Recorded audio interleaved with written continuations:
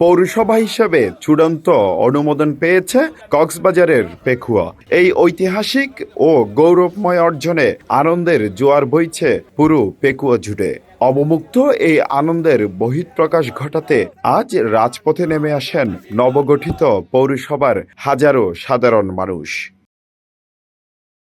মের ১৯ তারিখ সকাল 8:30টায় পেকুয়া ইউনিয়ন পরিষদ প্রাঙ্গণ থেকে নবগঠিত পৌরসভার সর্বস্তরের জনসাধারণ ও বিএনপি সহযোগী সংগঠনের ব্যানারে এক বিশাল আনন্দ মিছিল বের করা হয়। উপজেলা বিএনপির সভাপতি এম বাহাদুর শাহর নেতৃত্বে মিছিলটি উপজেলার প্রধান সড়ক ও গুরুত্বপূর্ণ চৌরাস্তাগুলো প্রদক্ষিণ করে পেকুয়া চৌমোহনীয়স্থ বিএনপির দলীয় কার্যালয়ের সামনে এসে সংক্ষিপ্ত পথসভার মাধ্যমে শেষ হয়। এ সময় আনন্দ উল্লাসে মুখরিত হয়ে ওঠে পুরো উপজেলা সদর। মিছিলে স্থানীয় ব্যবসায়ী, রাজনৈতিক নেতাকর্মী, সুশীল সমাজ ও সাধারণ নাগরিকরা স্বতঃস্ফূর্তভাবে অংশ নেন।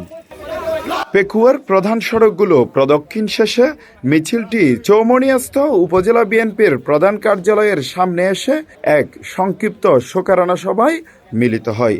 এতে সভাপতির বক্তব্যে উপজেলা বিএনপির সভাপতি এম বাহাদুর শাহ বলেন, পেকুয়াবাসীদের দীর্ঘদিনের একটি প্রাণের দাবি আজ পূরণ হলো। এই পৌরসভা ঘোষণার মধ্য দিয়ে অবহেলিত এই জনপদের আধুনিকায়ন, উন্নত নাগরিক সুবিধা বৃদ্ধি এবং অর্থনৈতিক সমৃদ্ধি আরও বেগবান হবে। পেকুয়া উপজেলা যুবদলের আহ্বায়ক কামরান জাদিদ মুকুট বলেন, পেকুয়া পৌরসভা ঘোষণা করায় আমরা আনন্দিত ও গর্বিত। শুকরানা সভা শেষে দেশ ও জাতির কল্যাণ এবং নবগঠিত পেকুয়া পৌরসভার উত্তরোত্তর সমৃদ্ধি ও শান্তি কামনা করে বিশেষ দোয়া ও মোনাজাত করেন পেকুয়া উপজেলা উলামা দলের সাধারণ সম্পাদক মোহাম্মদ সানাউল্লাহ। আনন্দ মিছিল ও পথসভায় উপস্থিত ছিলেন উপজেলা স্বেচ্ছাসেবক দলের আহ্বায়ক আহসানুল্লাহ, উপজেলা তাঁতি দলের আহ্বায়ক ইমুসহ বিভিন্ন নেতৃবৃন্দ। গতকালকে পেকুয়া উপজেলার চূড়ান্ত পৌরসভার রূপরেখা ঘোষণা করেছেন সরকার কর্তৃক।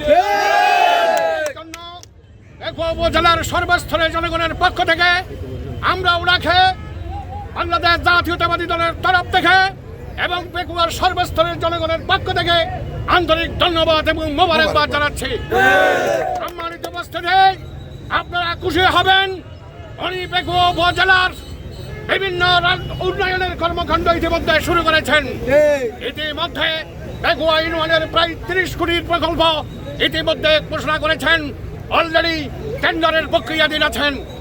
আপনারা ওনার হাত ধরে পেকুয়া উপজেলার যে উন্নয়নের বন্যা শুরু হবে সেই বন্যাতে আপনারা উপভোগ করবেন, সেই আশা, সে প্রত্যাশা রেখে আপনাদের সবাইকে আন্তরিক ধন্যবাদ এবং মোবারকবাদ জানিয়ে আমার বক্তব্য এখানে শেষ করছি। আসসালামু আলাইকুম ওয়া রাহমাতুল্লাহি ওয়া বারাকাতুহু। পেকুয়া প্রতিনিধির পাঠানো তথ্যচিত্রে ডেস্ক নিউজ, সিটিজি পোস্ট।